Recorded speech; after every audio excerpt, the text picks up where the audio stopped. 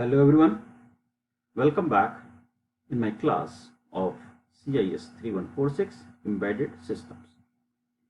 We are in part number 6 of C programming language and we are in week number 2.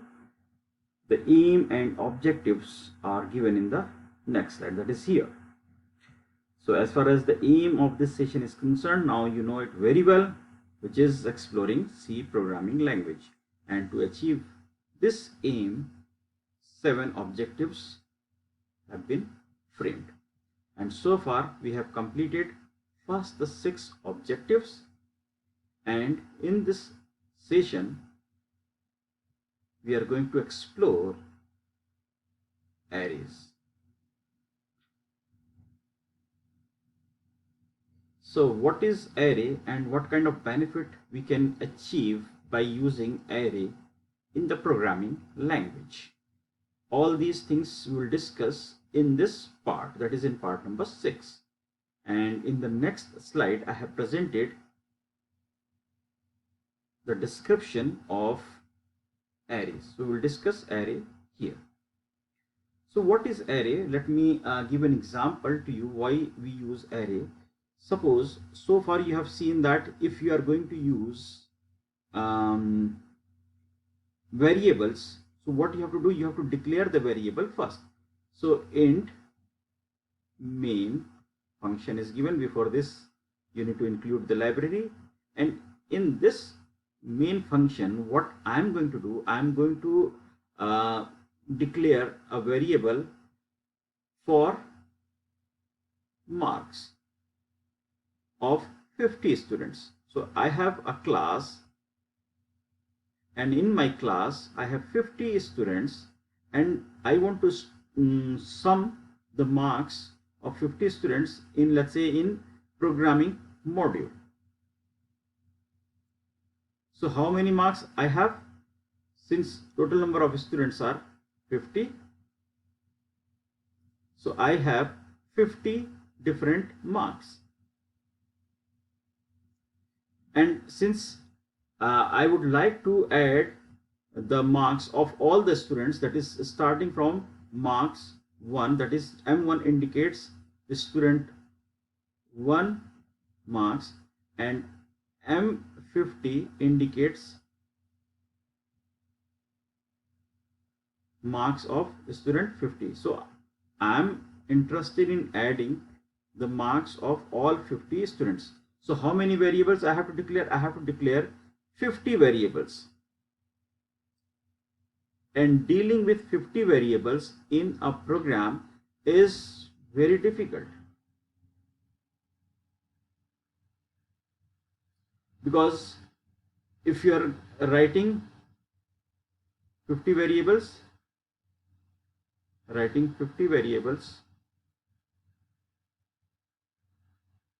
will take time, and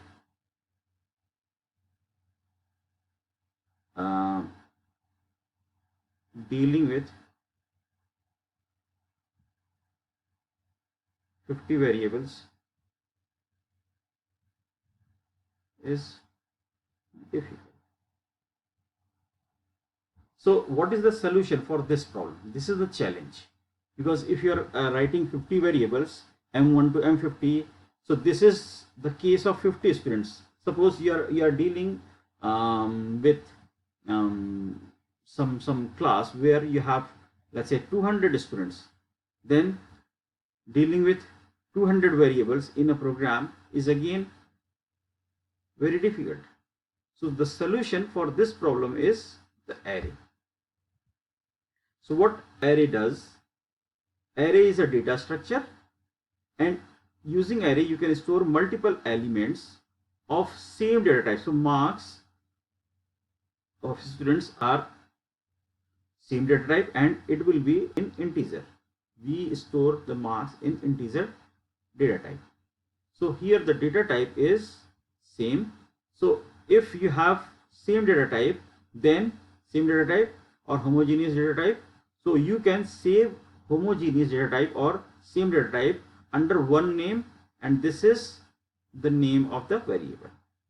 I can say marks is my variable, and using this variable one name I can store the marks of 50 students, and all 50 will be integer data type.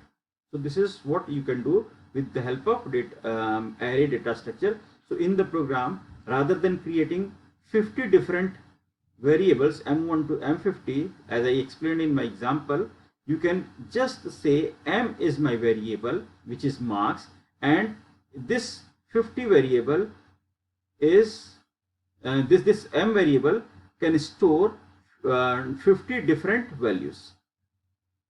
50 values.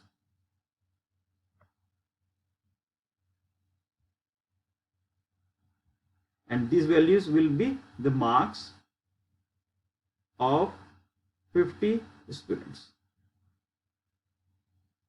So this is what you can do using array data structure. So under one name you can store multiple elements, and all elements must be of same type or homogeneous type. So another way to say this, that is the same point, is array is a collection of variable. So collection of variable means, in my example I said m1 to m50, and what we are doing, we are removing this, that is we are replacing this using m50. So it is, this statement is collection of 50 variables, and all 50 are of same type, and all are referred under a common name, and the common name is m. Now the specific element of array is accessed by an index. Now as I said, we are replacing multiple variables. As said in my example, I am replacing 50 variables using one name m, and I am saying m50. So this m50 is replacing 50 different variables. So if you are storing 50 variables in the memory, 50 different values starting from 1 to 50, this is 50. So what will happen? Suppose the marks of first student is, let's say, 60, the marks of the second student is 70, the marks of the third student is 50, the marks of next student is, let's say, 40. So likewise you are getting the marks of all 50 students and you are storing it. Marks of 50th student is, let's say, again it is 80. So what you are doing, you are storing the different marks of different students in this variable, that is using this variable common name m for 50 students. But if you want to retrieve the marks of, let's say you want to see the marks of 15th students, so what you can do, you can use index like 1, this is 1, this is index 2, this is index 3, this is index 4, this is index 5, and this is index 50, and we represent it like m1 is equal to 60. So what this m1 means? M1 means the marks of first student is 60, the marks of second student is 70, the marks of third student is 50. Similarly, the marks of 50th student is 80. So using the index, so this value, that is m1, m2, this m3, m50, this indicates the index of the array.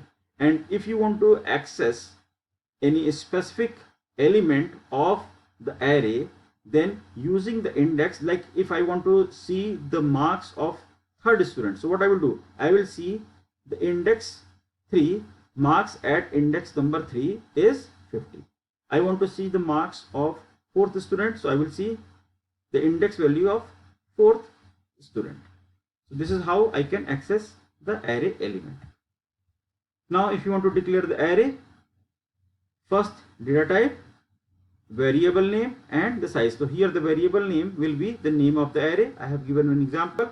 So int array 5. So here this is my int, my data type, array is my array name or variable name, and the size is 5. So this array can store 5 elements. So this is element number 1, element number 2, element number 3, element number 4, and element number 5. This is 2040 is the index for first array, first element of the array. 2042 is the address of the second index, third index, fourth index, and fifth index, and it is represented as ARR0, ARR1, ARR2, ARR3, ARR4. So what is this ARR? ARR is the name of the array. So under one name I can store 5 elements at different locations. So this 2040, 2042, 2044, 2046, 2048 specifies the address of each block. So the address of this block is 2040, address of this block is 2042, address of this block is 2044, address of this block is 2046, address of this block is 2048. I have given one example here. So here I am using array of size 5. I am running a loop, and using this loop I am accepting the value for this array. So how many values I am accepting? I am accepting 5 values, and then using this array I am displaying the value for the array AI. I is my index, and this I is the index for the array A. Now there is one more type of array, and it is called as two-dimensional array. So two-dimensional array is a kind of matrix where we specify rows and column. So in this example you can see this is my data type. ARR is the name of the array. It has 3 rows and 4 columns. So row 1, row 2, and row 3, 3 rows and 4 columns, column 1, column 2, column 3, and column 4. The first element is row 0, column 0, row 1, row 0, column 1, row 0, column 2, row 0, column 3. This is row 1, column 0, row 1, column 0, row 1, column 2, row 1, column 3. So this row is same, column is changing. Column is changing. This is 1 column, 2 column, 3 column, 4 column. Row is this. So this is row is same for this whole, and column is changing. So row is not changing. You can see row is 2, but the column is first column, second column, third column, and fourth column. So this is two-dimensional array, and it is represented in the form of matrix, that is using rows and columns. In this example we have specified 3 rows and 4 columns. So that is why 3 rows and 4 columns. I have presented one example for this. So here number of rows are not specified, but columns are 3. So you can see first row, element of the first row is this, element of the second row is this, and element of the third rows are this. And then this loop is for reading the element, and this loop is for printing the element. I specifies the rows and J is specifying the column. This loop, the first loop, is for the row, and this second loop is for the J, that is for the column. And then this /n is for the new line. So after printing first row, the cursor will go to the next line. Then after printing the second row, cursor will move to the next line, and after printing the third row, cursor will move to the next line. So that is why I have specified /n. /n is for the new line. This is for the column, and this one is for the row, and this one is for printing the array element. And here %d indicates integer type of value, integer values. That's all in this part. Thank you very much. Now in the next video I have specified some examples which you will see one by one for decision making statement, for the looping statement, and for the arrays.